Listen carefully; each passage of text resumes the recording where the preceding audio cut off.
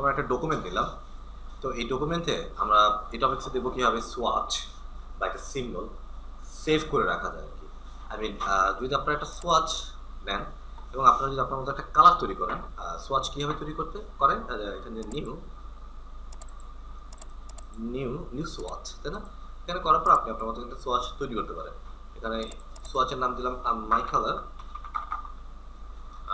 My colour.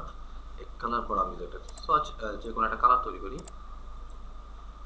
Black mallow বেশি colour, এটা একটা কালার আর কি, সেম ওয়াইকে স্যার ম্যাজেন্টা ইয়েলো ব্ল্যাকে এরকম একটা কালার তৈরি হয়েছে। আমি ওকে দিলাম। তো ওকে দিলে কিন্তু আমার দেখেন এখানে একটা মাই কালার নামে আসলো। এখন আমরা যে ফাইল নিউ নতুন একটা ডকুমেন্টস নিই, যে কোনো একটা ডকুমেন্ট নিলাম, এই ডকুমেন্টে গেলে দেখি যে আমাদের ওইটা নাই। তো যদি আমাদের এখানকার যে সোয়াচটা সেটা যদি আমরা এখানে নিয়ে আসতে চাই তাহলে কি করতে হবে? এটা ছিল কোশ্চেনটা, তাই তো? আচ্ছা, তো এই কোশ্চেনের অ্যান্সার হলো কি, যখন আমরা এটা করবো এই সোয়াচটা, তো এখানে সিলেক্ট করার পর একটা অপশন আছে save swatch library as AI. এটা সিলেক্ট করলে এখানে দেখবেন একটা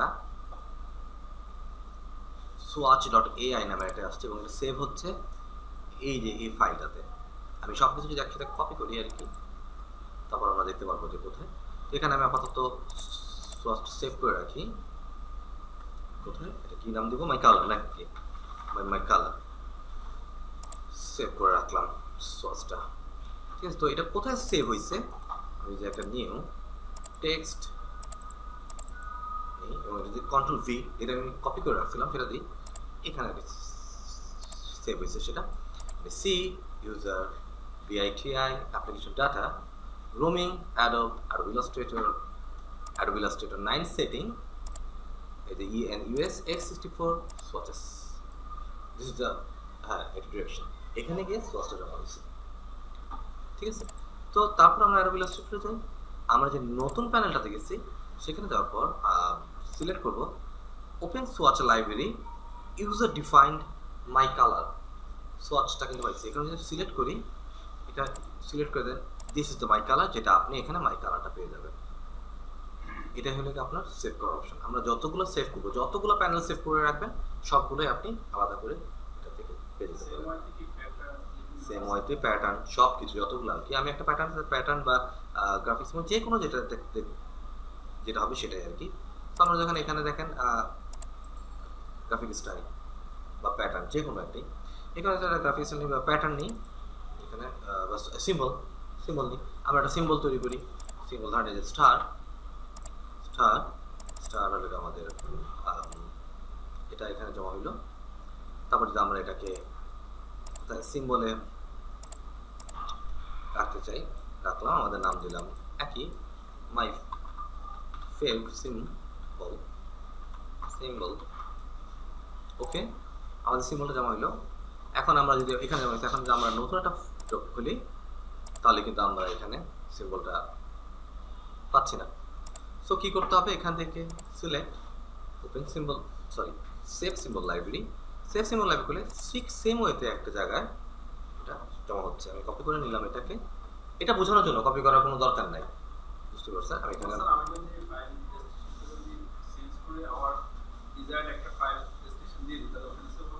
হ্যাঁ, কিন্তু এটা পাবে না কিন্তু তাহলে ইলাস্ট্রেটরের সাথে না, ঠিক এই জায়গায় থাকতে হবে, নাহলে কিন্তু পাবে না। ঠিক এই জায়গাটা থাকতে হবে, এই জন্য কিন্তু অটোমেটিক আপনাকে এই জায়গায় নিয়ে যায়। ঠিক আছে, তো যাই হোক, এখানে আমি কি দেবো? মাই ফেভারিট এআই দিলাম। তারপর আমি আমার এখানে দেখলাম যেখানে আমার স্টারটা ইনভিজিবল, সেখানে গিয়ে সিলেক্ট ওপেন এখানে গেল কথা ওপেন সিম্বল লাইব্রেরি।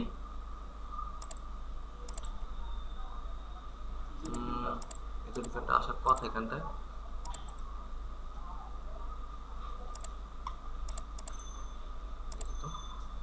কেন ডিফেক্ট আসলো না?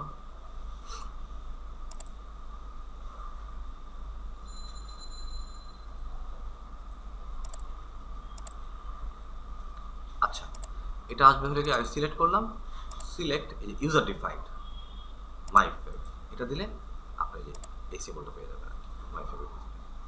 ঠিক আছে, এটা এই যে এখানে পাবেন। তো এইভাবে সবগুলো যতগুলো এরকম প্যানেল দেখবেন সব জায়গায় একইভাবে আমরা সেভ করে রাখতে পারি। ক্লিয়ার তানভীর?